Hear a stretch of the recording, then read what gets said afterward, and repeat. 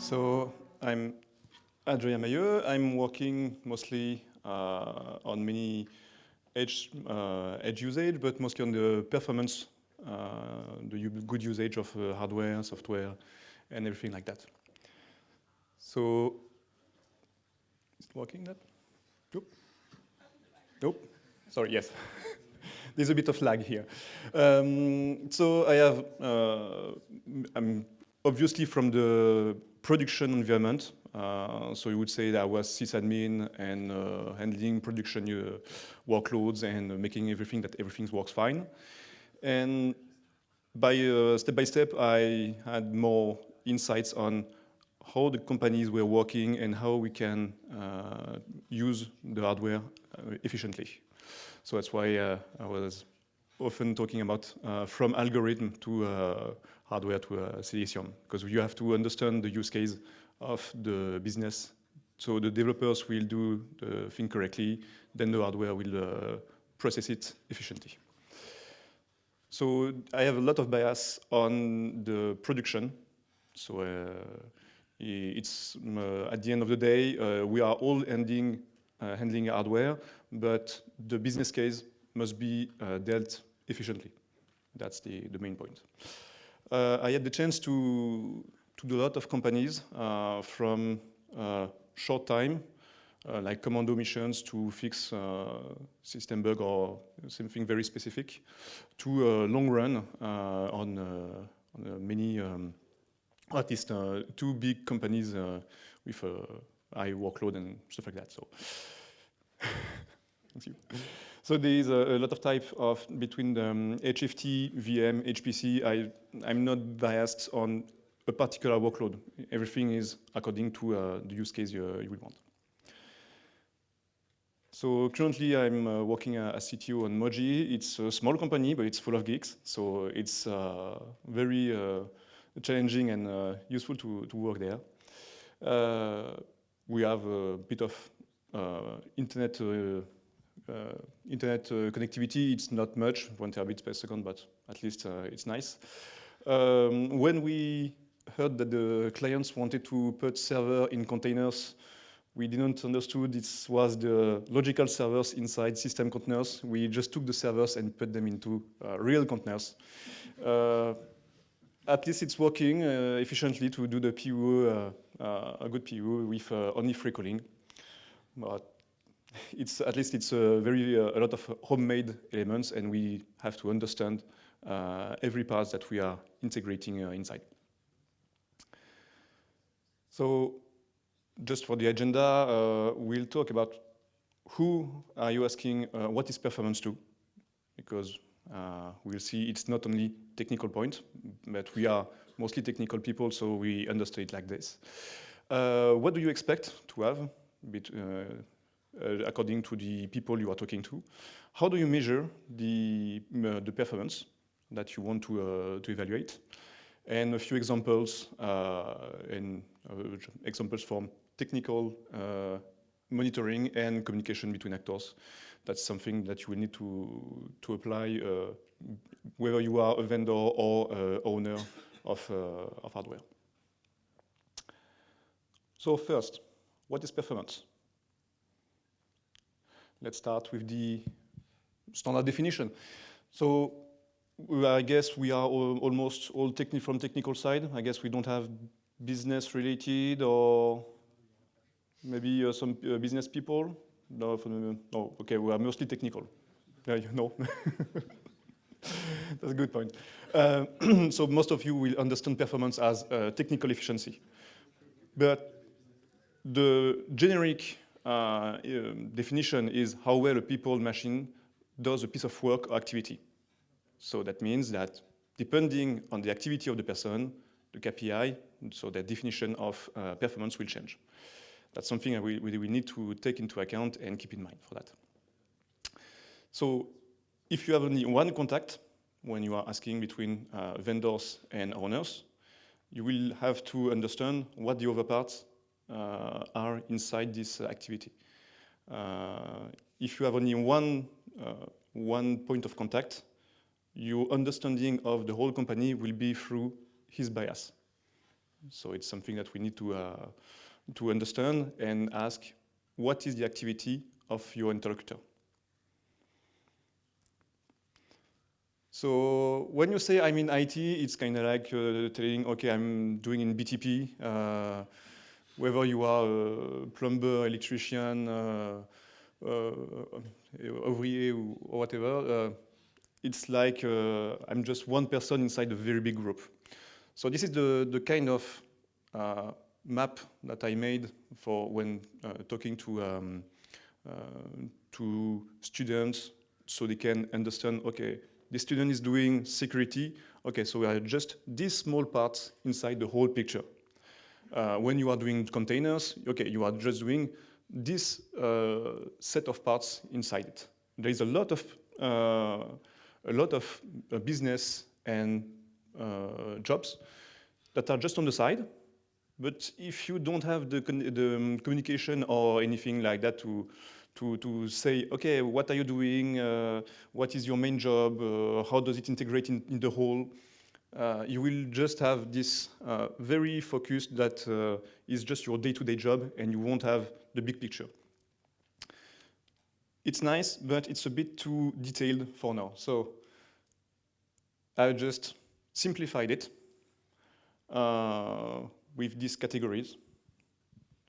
So don't hesitate to tell me if I've forgotten something obvious or else. But first, you have the business. So the business is the main job of the company. Whether you like it or not, the IT is mostly a tool to do something more efficient or more business-like, where you can sell something and earn money. So you have the business at the top. For all of these points, most of the time, they only show interest in one level up or down. So the business will only care about the tool they are using. So they will be talking about developers, applications, stuff like that. They don't care if their application is running on a Raspberry Pi, CSP, or on-premise, or anything else. They just want it to work. So same thing for the developers that are doing the application. They will understand the need of the business, and sometimes they just want to push their code to a repository or their use case like a Git, and then they will just build it, and that's it. They don't want to do the run. It's not their job. Their job is to create the soft. And it's something for middleware. So in the middleware, I just put at the same time, on the same place, whether you are sysadmin, netadmin, application manager, application or support, is just doing making the application work. That's it. And below you have the storage compute networks. So these are the physical elements that will do the real leverage. If something don't like it like this, or they just say they don't care about the CPU, okay, you can just have to give them paper and pencils, and it will be the same thing. And then you have at the end of the day, you have the housing and data centers. So did everybody kind of find their place inside this map? Yes, mostly. Did I forget something that was obvious and no, it's good? Okay. First good point. Also, I forgot to tell, but for the CSP, when you are using a cloud provider, so obviously something that we are not here to talk about, but just they are masking the same thing. It's just a front end to mask everything in below. They will have the same issue that the on-premise, but you have just one point of contact, one-stop shop for that. Okay, what do you expect? So, based on this diagram, if you are on the business, as we said, you don't care about the hardware, you don't care about that. Your main point of focus is the revenue. You also need competitive advantage, and growth capacity. That's the main points of interest for the business. They will just want developers to incorporate their needs inside the envelope or the business that they will allow to make it work. So also forgot that. The competitive advantage, it's not always obvious that the business will have a very specific idea in mind when you want to ask their need, their real need. For example, in the trading, they don't care about the whole day. They just want the small period of activities where there is a lot of activities. So you can have the best, you can show that you have lower jitter during the whole day, but what they are interested in is the spikes. If during the spikes you are performing worse than before, they won't need your solution even if it's working better, more efficiently during the 95% of the day. So always this part of the business that the different teams won't tell you. It's kind of same thing for the vendors for internet. Most of the time they just want to have pretty good latency, but what they will want to be really efficient is during the Black Friday. It's just one day or during the different days, but not always.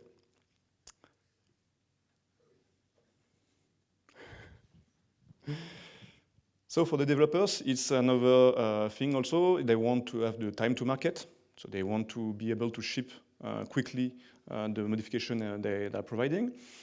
If they have more density, so they won't have to change their build chain environment, is even better. And everything that you can provide them as a security, it's also an improvement.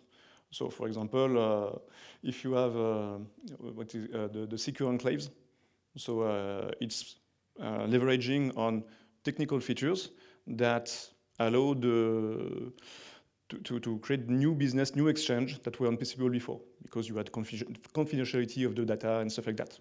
Now with this feature, it will allow a good new performance for that. So same for the middleware. So stability, so as I said, the middleware is like system operation, support, stuff like that. Just the teams that make the application work. So they obviously want stability. We saw during the 2 talks before that we want the stability on the runtime and also on the provisioning, on the life cycle of the tooling, the tool set. So we don't have to redo every time and a new model will go or a new system version will arrive when you have to recreate the whole check. We don't want that. We just want stability, either in the duration, the run, and the build. So also for the same thing for automation. So the automation there, it's easy to add a new element when you already have the build chain. But when you have to create a whole new one, we have the entry ticket will be much higher. So it's something that you will want to provide also to the end user to help to sell your new solution. And also, yeah, for the density, if you have for the system team, if you have the same amount of cores but less management to do, it's also an improvement. Still not technical, but just on the ability to provide the final use to the market. Same thing for the compute. So here, it's a bit different because we are starting to go on the hardware. For example, you have the risk management. So the density, the more the density, the more efficient for the power usage and stuff like that. But you have also higher risk. If you have an outage on one machine, it's not the same thing if you lose 10% of your computing power than if you lose 50%. So there's this notion of risk management when you are how are you planning your planned outage for upgrade and stuff like that? If you are evacuating your hypervisor to another one and then you have a failure, how does it translate in terms of management and business? And also you have network. So even if you densify, you still have the top of rack switch. So if you are using like half the ports on your switch, you will have some issue because the cost you are gaining on the density, you are losing it on the network side, on the soft or on the storage or any other factors. Even if you densify the servers, you will have half of your rack that is just empty. What's the point? So you will still have these physical parts that are needed. And also, if you want to densify, you will also increase. We also have to increase the capacity of the elements that are not system related. So the network. I don't know if any of you have already 100 gigabytes uplinks, or maybe, yeah, a bit, fair bit. So I guess most of the time it's 10 gig, like just standard SFP most of the time. No, not a lot?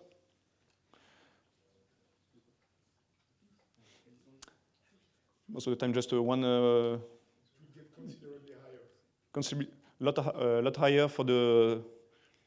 What we see is...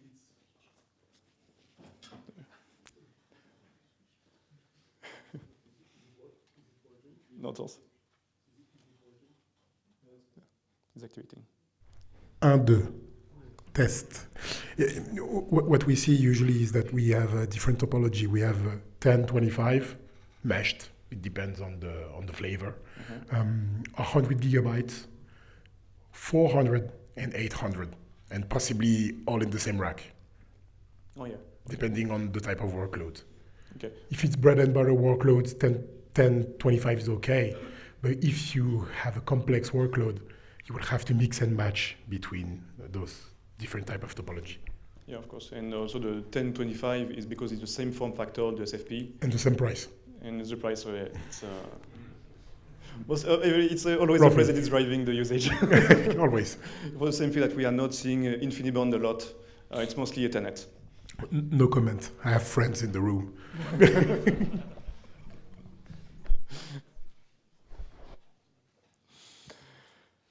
Okay, so yeah, so same thing for the storage. If you are increasing your compute power, you will also need the linear upgrade on the resource you are using outside. So on the storage, you will have some pinpoints on the throughput or latency. If you have a lot of users using your compute power at the same time and they are all sharing the same resource to go to through the network to the storage, you will have a bottleneck that didn't exist before. So I'd say another point to take into account when you are choosing every part within your efficiency. And also for data center, so we have do we have a lot of people from DC management? Yeah, fair bit.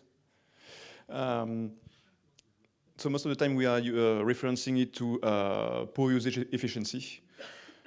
So it's just the PUE, it's for 1 watt of compute power used, how many watts did I have to provide for the cooling, the lights, the fans, and all the stuff. So we want this value to be as close as 1 as possible.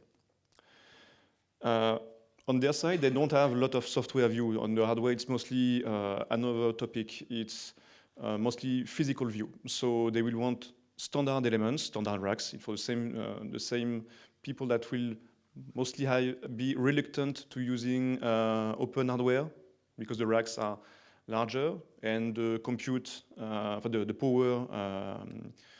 power is also different and the management is different too. So there's a lot of change to enable there. Also, they will want compatibility if they're existing for the power sockets. I guess you don't hear a lot of this standard, the IEC C13, C14. But when you have the standard outlets for the 2U 4 nodes that are using 19 slots, they will say, okay, I only have 3 slots on my racks, on my PDU, so I have to change also all the hardware, and I cannot spread it on the whole side.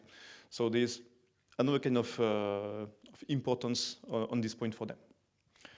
And also, like we said, if you are if you have too many servers on one slot, you will have free space that is just unused. So it's no, you will gain something somewhere, but then it won't have any change there. So this one, it's something that we need to have. I think it was asked from one of the participants here. We need to have application profiles. So it's something that is just needed to be able to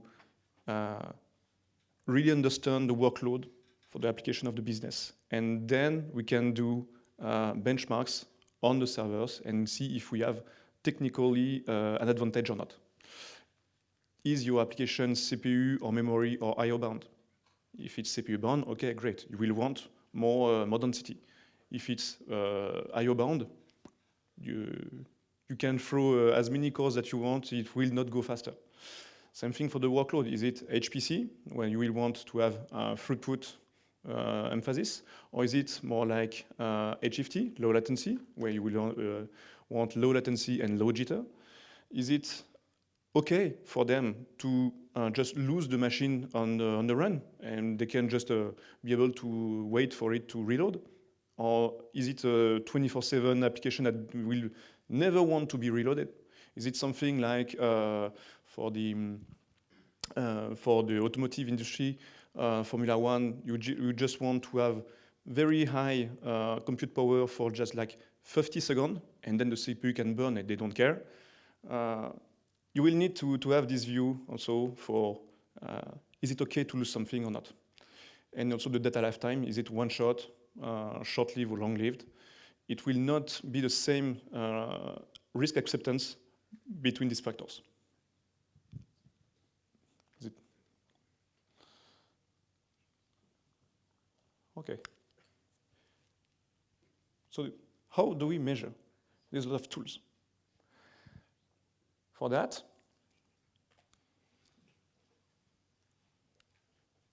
you will understand that we have probes on the OS and hardware. It's like, for example, the tool set IEEE-Mon. I forgot the name. IEEE-Mon? Yes. So it will gather a lot of elements of data elements with probes within the lifetime of the workload that you are just running. And then if you want to have something that is interesting, you will want to correlate or iterate with the logs of the application. So we need to have the understanding of the application to say, okay, this is the first part, like we were preparing the dataset. Then it's the compute part between this element and this element. So okay, we have this behavior here. And then you have finalization and stuff like that. So once you understand how the application is providing the business, is doing the job that is made for, you will see if one part can be shrinked or not, and with this part is responsible for what percentage of the total job. You can shrink one part very shortly by throwing more cores or more compute power on this, but if it's only 50% of the job, you will have a gain only 25% of the run, not 50. So you will have to understand the whole big picture of the application and place it. So that's just for the probes. But if you want to know what resource you will consume, you will need monitoring for that. So that's the OS part, the system part, where we have to get the application, JVM, kernel, memory, CPU usage, all these kind of elements. You will see the overall usage of the different resources. Then you will have hardware. The hardware often provides insights on how it works inside. So, one question for you. How many of you do know what IPC is? It's not inter-process communication. Instruction per cycle. This is the real performance measurement of the system. It's the CPU that will tell you, okay, I was working at 4 gigahertz, but during this time, I only worked at an IPC of 0.5. This means that even if you are working at 4 gigahertz, half of the time, you were just waiting for something to happen. You were just waiting for data to be fetched from memory, for cache to be evicted and released. So then the IPC is something that we'll want to at least have around 1. So, so if you want to have an IPC of more than 1, you will have to optimize the workload. The more the frequency you will have, if your CPU is stored somewhere, the IPC will decrease. So it's also something that we used, for example, with the automotive industry. They were calculating something that is called AUH. It's number of cores compute times the frequency of the highest frequency of the cluster times the time of the compute. And it's creating a calculation for that, and it's decreased from your budget. What we did is just, okay, as the frequency is part of the calculation, we just have to set the clock lower. Instead of having very fast CPU that will just wait for something, so they will waste CPU cycles, we just fix the CPU at lower frequency, and then the business was happy because we just provided them twice the same amount of IUH, decreased the compute power because as we lower the frequency, we also lower the power consumption. And they also have CPU that are way more efficient this way. So by decreasing the frequency, we are increasing the added value. Do you know when you want to activate hyperthreading?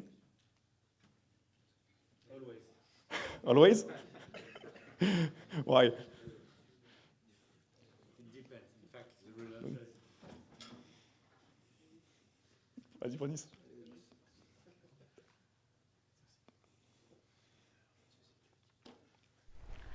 Okay, I joked and I said always, but of course the real answer is it depends.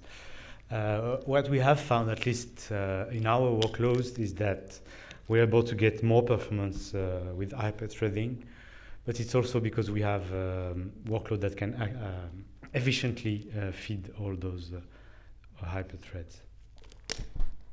Okay, yeah. Any other idea here, based on what I just explained?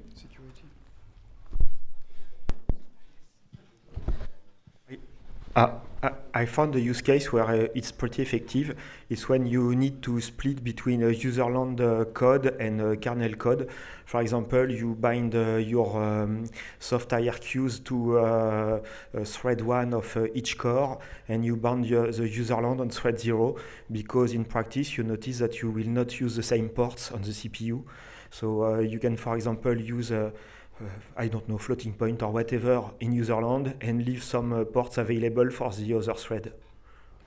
Yeah, indeed, also for that. So the ports, they are inside the CPU. You will have some dedicated parts that will just do one kind of job, like work on integer, on floating point and stuff like that. And for example, you just have one port that will do division. And that's why the compilers will always try to avoid the IDIV instruction. They will just do many kind of dark magic within the compiler just to optimize, just not to use the real division instruction. So the answer could be when the IPC is below 1. So SMT, I think the purpose of SMT is to use to the cycle which are unused, and it's done by the hardware.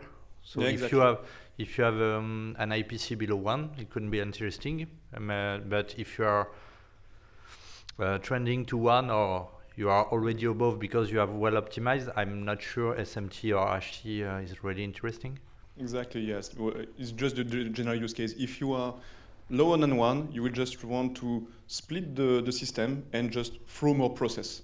And on the average, you will have more density and more process, but it will allow you to have more jobs done on the same hardware, and they will almost have the same performance. So for the system monitoring, if you just take it as a system admin, you will just have to check one by one the many tools and usage that are here. So it is from one of the many diagrams from Brendan Gregg. It's a lot of tools, but it's mostly for managing one specific element. So on my side, I prefer something that is called net data. So yeah, I know I always speak about that, but this tool really does wonderful, and we'll see just right after. Like it's the almost, I guess, the only tool that provides 1 second sampling, and just by like that, you will see your spikes.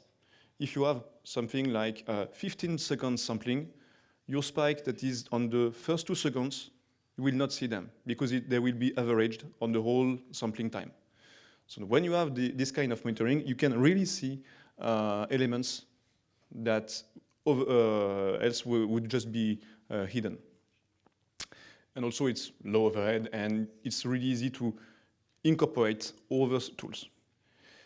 And this is just the view from the system, but as it's easy to incorporate other tools, you will be able to add your application elements, your queries, like if you are using Apache Nginx or whatever, you will be able to add business elements inside, and you also be able to add low-level hardware elements. So here you have mostly 2 tools provided by Intel and AMD. They are called PCM. It's for Perf Counter Monitor. The sockets, the CPUs, they are providing very low-level insights like L2, L3 cache hit miss, the frequency, the IPC, the memory bandwidth on read-write, PCIe ports usage, and stuff like that. So, for example, if you have GPUs and you're just seeing, okay, it's not working that great, maybe you have PCIe issues, or maybe not. Maybe you can just downgrade the CPU from 16x to just 8x, but place twice the same amount of GPUs. It's this kind of insight that we'll have with them. So that way it's the output, the raw output of PCM, you can integrate it into something that is really per second monitoring. And that way you can just see, okay, this was the first part, the CPU cache was just thrown away, or the IPC was okay or not, the frequency per second, okay, this is just this core that was doing this kind of thing that ran at 4 gigahertz because of turbo boost, stuff like that. So we'll see really insight on the hardware, on how well your application is using it. Another tool, but it's more on the production point of view, it's data center digital twin. So for that, it's a virtualization of your elements. When you are sysadmin, you just have a request. Okay, these people just want to have access to this VLAN. Nice. You ask the network. Okay, just connect a port to this switch and this port. And you just know it's ETH0. And the network team just know it's ET12/1. And the data center, they don't know any of that. They just see physically what are the ports. This is one kind of tool that will provide the bridging between all these points. So normally it's an animated GIF, but it's not visible here. But you can see on the insight of trading when you have some, we are talking about hardware issues. When you just have an error on the kernel that's just saying, okay, MCE on DIM A4, and you have to check on the parts, okay, DIM A4, what is it physically? And I will have to explain it on the ticket to the hardware people there. How can you change it? It's a pain. Here you can physically see, okay, you just open a server, you have the real population of the elements, and then you have in red, this is the DIM I want you to change. So that's a good bridge. And so here, let's see a few examples. So here, it was something from the media entertainment, RenderMan, Pixar RenderMan. Here we can see that the CPU is correctly used from the system point of view. So this is just the equivalent of a HTOP, let's see. The system RAM also it's not used that much. So for this kind of data set, it was not really useful. And the IPC was 1.1, so kind of correct. We can see that we don't need to add more RAM for that. If you have a lot of Monte Carlo type of HPC, you will see that you have a lot of single core, multi-core, for example, for the scatter gather. You will have a lot of elements that are just bound on the single socket elements. So you can throw as many new cores you want. The improvements will not be linear.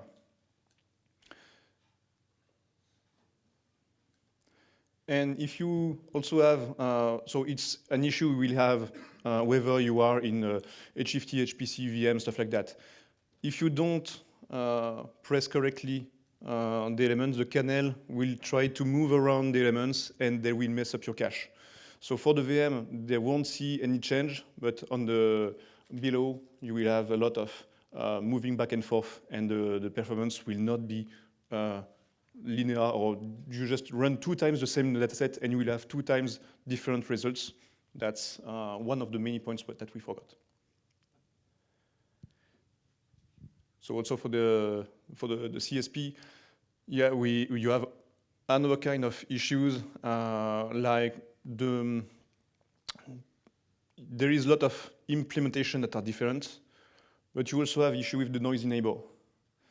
So when you are on a VM, depending on outside factors, like what kind of job are running on the same physical host, or where your VM is located, we'll have different results.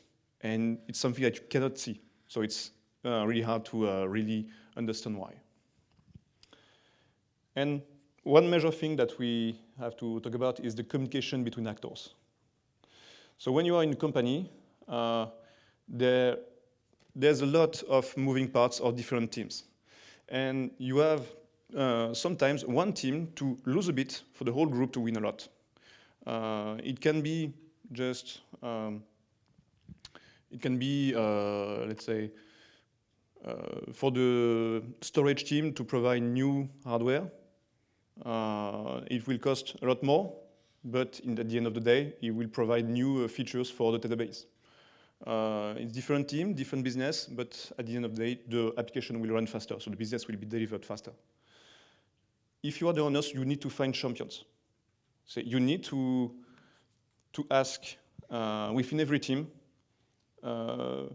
just outside of your usual co-workers, if you have somebody that is able to explain their day-to-day job, their needs, and how they can work.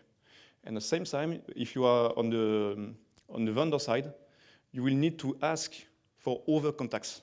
You just don't need just the financial contacts. You also need the business, you need the technical, you need the software, you need the support, you need everything in order to be able to provide the solution in your portfolio that will match the best for the usage. So another example here, I had one vendor that was doing they were just saying, okay, it's an HPC. All my cores are using 100% CPU. It's good, but I try your new software, your new hardware. It's not working that great. In fact, when we checked that, the application was just spinning. So you only had one core, and for the guy just saw, hey, I have 100% usage. It's good. No, it's not efficient for that way. So on that way, just through a higher frequency but lower core, and it was working great. So we were talking about unusual but efficient setup. So for the DLC water cooling, so this kind of rack, you had 45 kilowatts of power. It was a good improvement for the performance and all the elements. The only unusual side was that we needed 3 phases instead of 2 on the racks. Usually you just have two racks, and also it was a C19 socket. So it's just something to do from the data center point of view. But at the end of the day, it was running really efficiently. But maybe with one small caveat, but it's a particular point. So why is the 1 second useful? For one day, I had the business that was just talking, hey, the server is freezing randomly. I was working on this, and I typed, and just froze. And then a few seconds later, it was back. So I spawned the data, and then it was not randomly, it was the spike were precisely at 1,300 seconds, and for 2 or 8 seconds. I just checked the logs. Okay, there was an update yesterday on the firmware. We just asked the vendor, and since the update, there was some features where the BMC was launching SCSI scans on the bus. And then the whole I/O was frozen for 2 to 8 seconds. And if we didn't have the log and history, it was kind of hard to find this one. It was an upgrade of the firmwares, but just to pinpoint that was another example of why we need open documentation, standards, codes, and stuff like that. If I just had to grep, I just have to grep 1,300 in the whole code, and I see, okay, it's this file. It would have been much easier. Yeah, so when I was talking about the short-lived data, it's something that's used to provide a valid or useful point. If you provide safe elements, but they don't care about safety, you are just slowing them down. Most of the time, we have a short-lived data set, like for the pipeline. The data cycle is something like 300 minutes, half an hour. It's just half an hour. So then you don't care about safety for that. If you lose it, you just restart the job, and that's it. If you have something that is way slower for the whole job, it's a loss. So it's valid for the machine learning, for the VDI, for any kind of elements. So I will skip that one, but it's the same thing that we were talking about support experience. When we have system engineers or engineers that want to talk about engineers, it's really efficient, and it just provides a good experience from that. We are able to do the check. We have great insights on the production and elements, but we just need the ability to do that. So another example, a lot of text. You will see it from the slides. Another one, but I'm short on time. Yeah, for that, it's kind of the same thing. We want to, we have the experience and the knowledge and the time and the volunteer to improve it, and we just need to be able to do that. And finally, if you just want to have a summary of the points we saw, it's a kind of summary for that.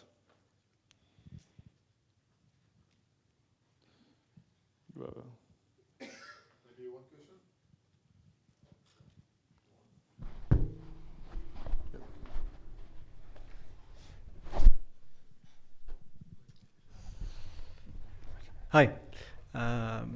So I've heard the words application profiles said several times. Is there a standard for this? Because I assume that on the vendor side, server manufacturers would probably be happy for people to be able to send them application profiles. I'm the final user.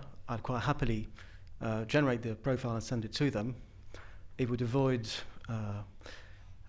well, I work in an industry where security is important and I cannot take my software and run it outside. So if I could actually record something which is strictly performance related and provide it to a vendor, and then he could tell me, well, this might work better on this hardware or that hardware, that would be useful. Is there a standard across the industry to do that? Not to my knowledge.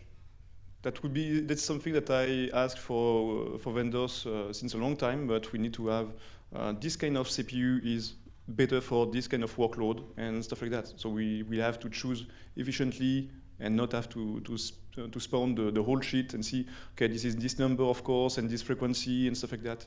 If they can provide, okay, this one is CPU bound, memory bound, stuff like that, that would be really much easier to find the correct hardware.